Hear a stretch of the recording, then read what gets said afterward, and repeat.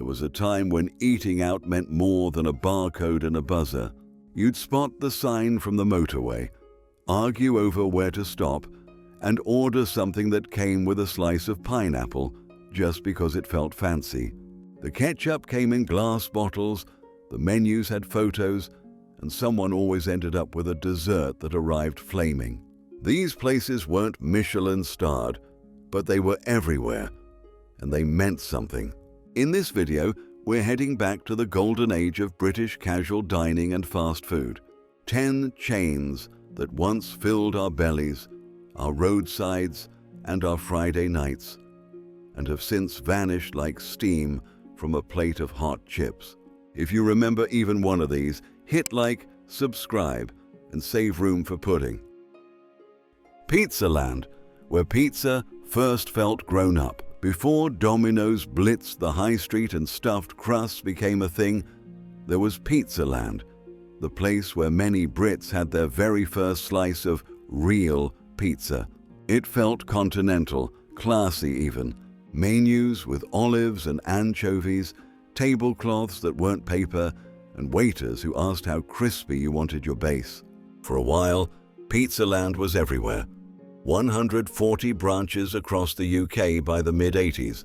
It wasn't fast food, it was restaurant pizza, the kind you ate with a knife and fork under soft lighting, surrounded by orange tiles and the faint smell of oregano. You might have gone there for a birthday meal, or before seeing a film, or on a date when you were pretending to like wine. It wasn't cheap, but it felt like a treat, the sort of place where you didn't just eat, you dined. But as the 90s rolled in, the market changed. Quicker, cheaper, cheesier options took over. Pizzaland couldn't keep up, and one by one, the branches closed. Now all that's left are fading signs in old shopping centers, and memories of when ordering a pizza felt like traveling abroad. Deep Pan Pizza Company, where pizza met the buffet. If Pizzaland was the polite dinner, Deep Pan Pizza Co. was the loud weekend treat. It brought American-style pizza to the UK. Big slices, thick crusts, and cheese you could practically wring out. What made it special wasn't just the food, it was the buffet. For a £5, you could pile your plate high, go back for more, and test the limits of what all you can eat really meant. You'd walk in, get hit by that warm smell of dough, tomato sauce, and melted mozzarella. The decor, dark booths, neon signs, those heavy menus you could thump on the table. It felt bold, chunky, like someone had taken pizza and made it louder. And the pizzas themselves, deep, doughy, sometimes almost too much, but never disappointing. Every slice was a commitment, every bite a full meal. But over time, eating habits changed. People wanted lighter, faster, trendier.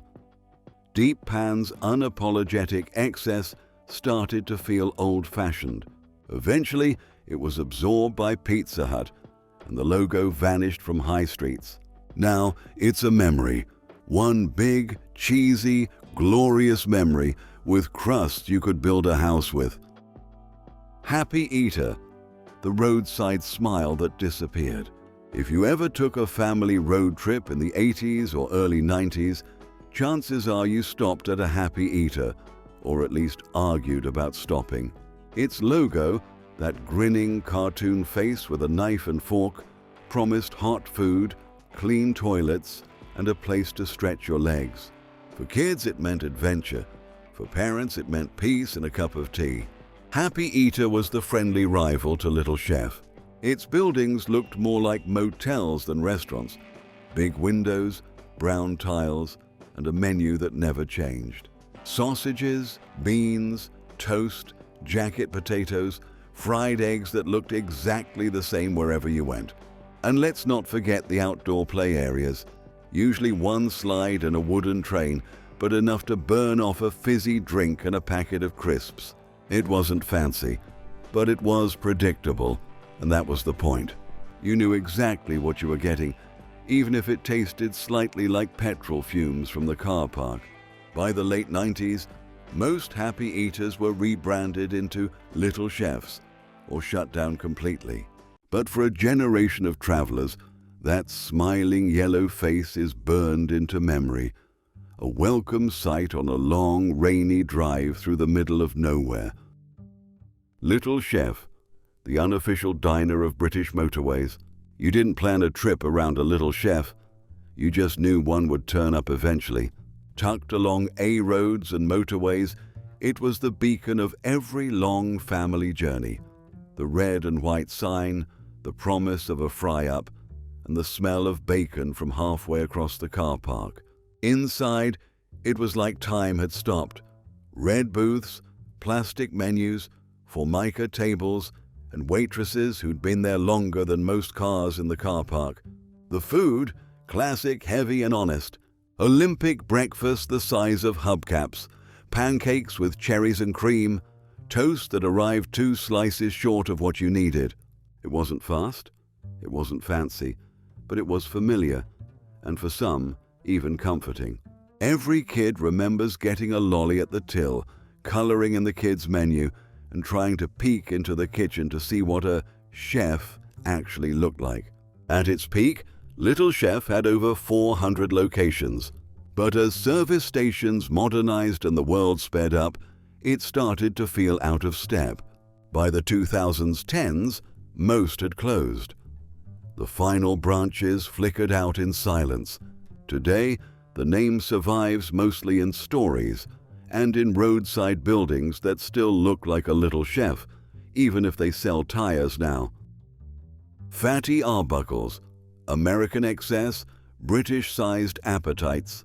If you were a kid in the 90s, walking into Fatty Arbuckles felt like crossing the Atlantic without ever leaving your local leisure park. It was loud, it was bright, and it was unapologetically American. Neon signs, checkerboard tiles, shiny red booths, and portions that looked like they belonged in a cartoon. The name itself made you giggle, and the menu didn't disappoint. Mountainous burgers, sizzling plates of nachos, ice cream sundaes in glasses as big as your head. You didn't just eat there, you committed. It was the kind of place where birthdays turned into food challenges, and parents slowly regretted saying yes to the milkshake upgrade. For a while, Arbuckles was the place to go if you wanted to feel like you were in a movie, especially if that movie had a jukebox and refillable Coke. But as other American chains muscled in and eating habits shifted, Fatty Arbuckles began to shrink. The branding started to feel dated. The fun turned into nostalgia. By the early 2000s, most locations had vanished, leaving only memories and a few sticky menus tucked away in drawers.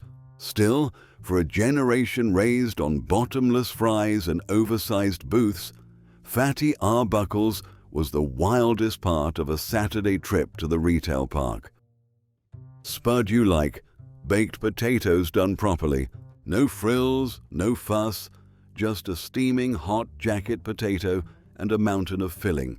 That was the genius of Spudulike. At its peak, you'd find one in every shopping center, usually tucked between a newsagent and a shoe shop.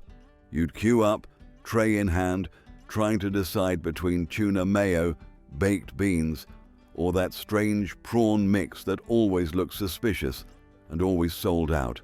The staff would cut the potato open like it was a ceremony, a dollop of butter, a heap of topping, and then, the best bit, cheese. So much grated cheese it melted into a bubbling layer of gold. You'd sit at a plastic table with a carton of orange squash, burning your tongue, and somehow loving every minute of it. It was honest food, the kind that didn't try to impress, just fill you up cheaply and reliably while your mum finished in M&S. Spudulike quietly faded in the 2000s as food courts filled with newer, glossier names. But for many, a baked potato will always taste like the smell of the high street on a rainy Thursday afternoon. Garfunkel's, tourist food, but make it charming. If you visited central London any time between the 80s and early 2000s, chances are you saw a Garfunkel's or even ate there by default. It was the go-to for families, coach tours, and anyone overwhelmed by Piccadilly. Menus the size of newspapers, full English breakfast served all day, pasta dishes next to steak pies, all under one roof. The food wasn't life-changing, but it was there, and it was consistent.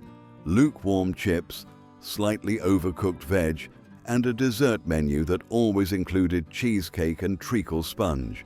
Garfunkel's tried to be everything to everyone. Part diner, part pub, part British cafe, part continental brasserie, which is probably why we loved it.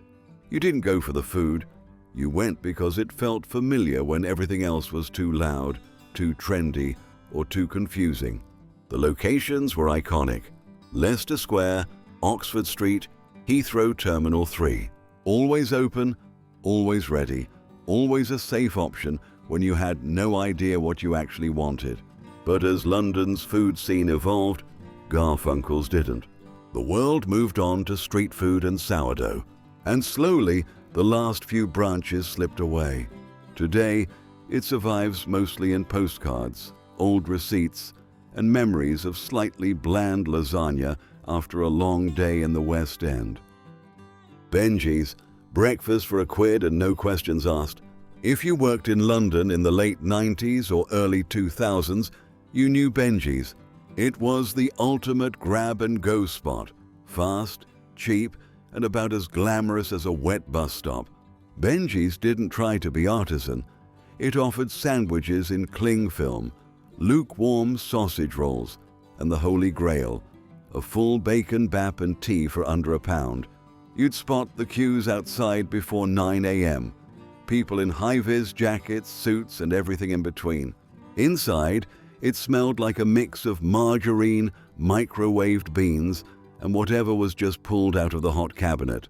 There were no seats, no frills, and no time for nonsense. Just pick your sandwich, tap your coins, and try not to spill the tea on your tie. It wasn't trying to win awards. It was trying to get you through the next 4 hours of your shift. But in a city where lunch could cost a tenner and take half your break, Benjys was a working person's savior. By the late 2000s, it couldn't compete with flashier chains. Branches closed, the blue signs came down, and one more slice of British practicality quietly disappeared.